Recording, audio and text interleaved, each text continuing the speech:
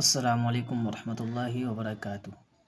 আলহামদুলিল্লাহ রবিল আলমিন ওসলাত ওসালামু আলা মান লা নবিয়্যা বা'দা আম্মা বা'দ।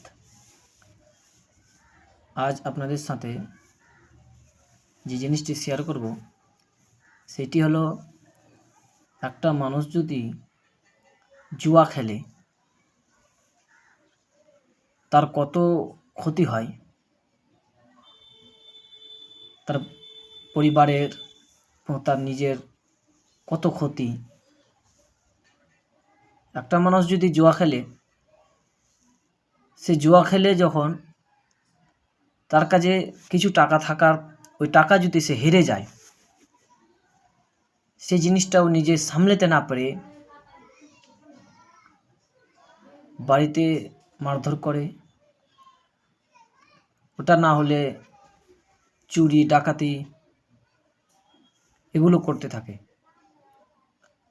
সে যদি জুয়া খেলা শুরু না করতো, প্রথম থেকে যদি তাকে বাধা দেওয়া হতো, তাহলে হয়তো চুরি, বাড়িতে মারধর এইগুলো মানুষকে দেখতে হতো না। তাই জন্য বাড়িতে যখন কেউ ছোট থেকেই এইগুলো জিনিসে যাবে, তার গার্জেনের কর্তব্য হলো তাকে প্রথম থেকেই বাধা দেওয়া।